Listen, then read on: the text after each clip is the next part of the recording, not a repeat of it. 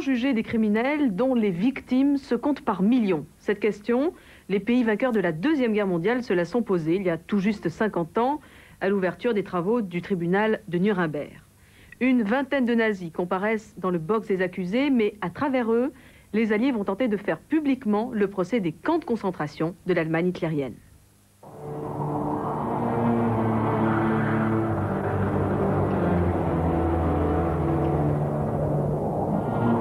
En 1945, le monde découvre avec stupeur l'horreur de l'Holocauste nazi, 8 millions de victimes dans les camps de concentration, dont 6 millions de juifs exterminés. Devant l'ampleur des atrocités, dès 1943, les Alliés, persuadés de la victoire sur l'Allemagne, se posent une question: comment punir les criminels de guerre nazis? Procès public ou exécution sommaire? Staline propose de fusiller au petit matin de la victoire 50 000 officiers allemands, membres du haut commandement. Roosevelt répond sur le ton de la plaisanterie que 40 000 lui paraissent suffisants. En fait, les anglo-saxons, en particulier Churchill, préfèrent nettement un procès public. Il faut que justice soit faite. On ne peut juger les criminels nazis en se comportant comme eux. Mais comment qualifier en termes juridiques ce qu'Hitler avait appelé la solution finale du problème juif, c'est-à-dire l'extermination systématique des juifs déportés dans les camps de concentration? Ces crimes dépassent de très loin ce que les juristes avaient pu envisager avant le règne du Troisième Reich. Ils ne peuvent être qualifiés comme crimes de guerre ni comme crimes contre la paix. Les juristes de Nuremberg sont donc obligés d'inventer la notion de crime contre l'humanité.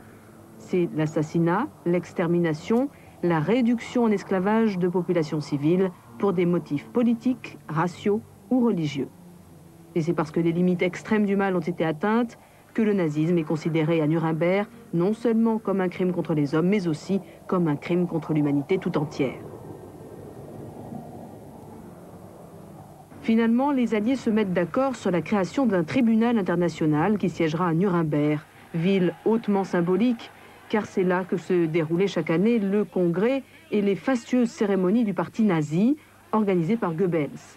C'est aussi là qu'Hitler fit promulguer en 1935 ses principales lois antisémites.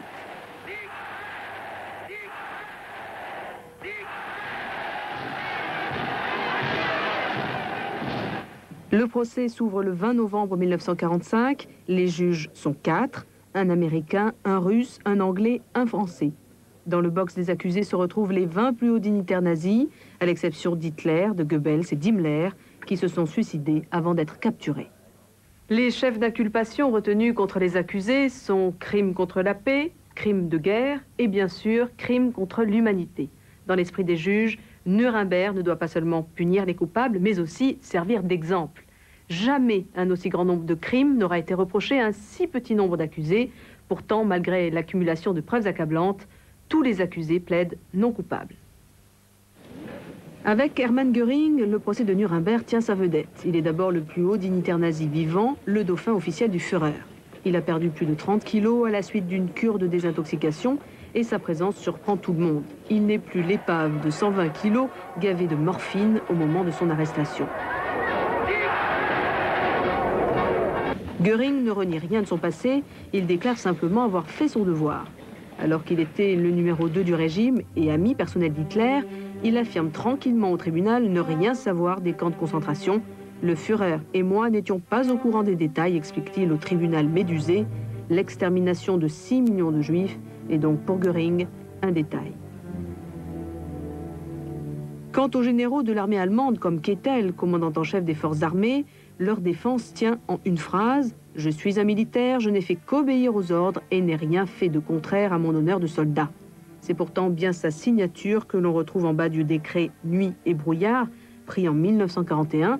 Ce décret demande aux autorités d'occupation allemandes de faire disparaître les opposants dans la nuit et le brouillard, donc sans laisser de traces. Après plus de 10 mois de plaidoirie, c'est l'heure du verdict.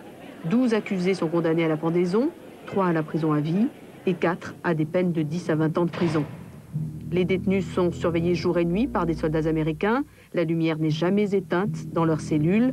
Malgré cela, Göring réussit à se procurer une capsule de cyanure et devance de quelques heures son exécution.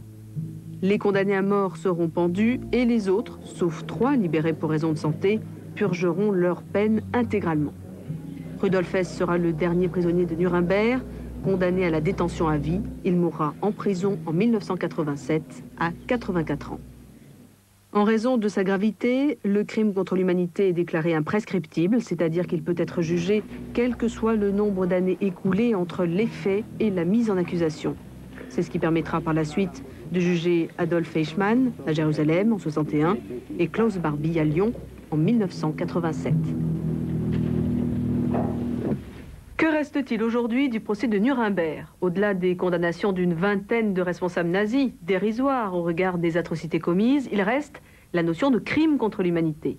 Pour la première fois à Nuremberg, on a montré que même en temps de guerre, il existait des limites à la cruauté et à l'impunité des exécuteurs, mais le précédent de Nuremberg n'a malheureusement pas empêché l'apparition de nouveaux bourreaux, de tortionnaires ou d'adeptes de l'épuration ethnique, que ce soit en Somalie, au Rwanda ou bien dans l'ex-Yougoslavie. La semaine prochaine, nous relaterons l'histoire d'un homme, de Tito, à la tête de la Yougoslavie.